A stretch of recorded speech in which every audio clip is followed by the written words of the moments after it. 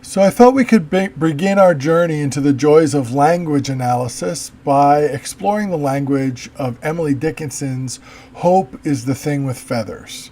And before we look at the actual language of the poem, I just want to show you a few technical moves that are relevant to finding and using the text of the poems in the discussion forum that will follow these lectures.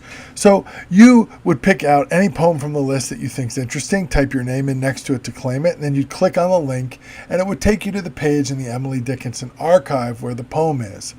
I'm going to do Hope is the Thing with Feathers, so I'm going to click on that one.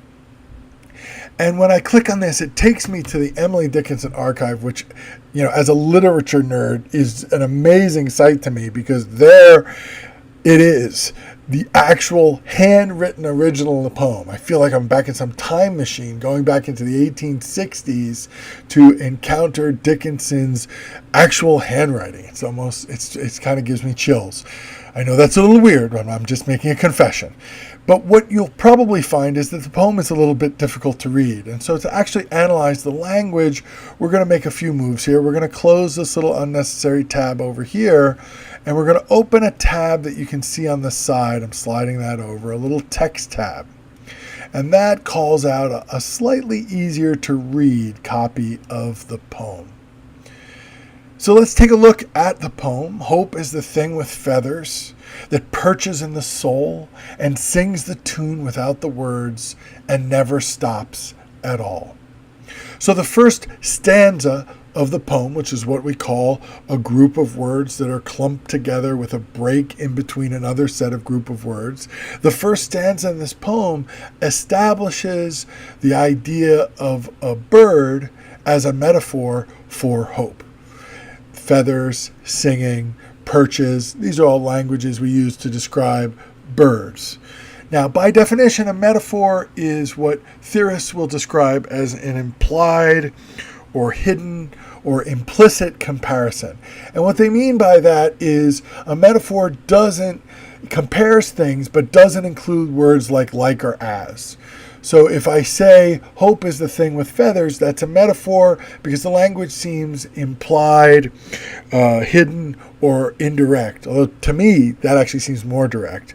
But what the definition is referring to in terms of indirect versus direct is that a simile, which is a very closely related idea to a metaphor, also a comparison, a simile has what is considered direct language of comparison, usually like or as.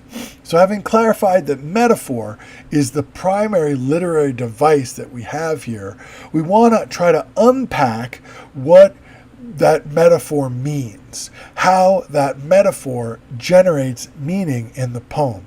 So let's read on a little bit. And sweetest in the gale is heard, and sore must be the storm that could abash the little bird that kept so many warm.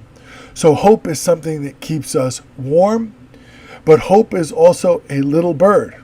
And the idea of a little bird in a storm suggests some vulnerability. When we encounter the sorest or the deepest or most profound storms, that little bird may be at risk. Let's look at the last stanza.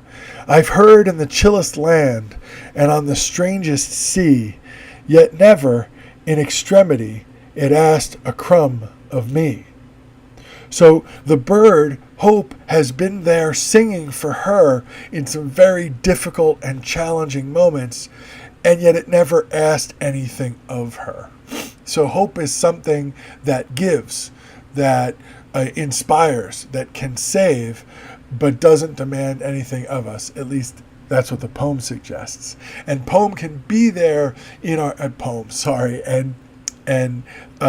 hope can be there in our most difficult moments, but it also can be vulnerable. It's a little bird. So this is an example of what we mean by a figure of speech or a literary device creating meaning.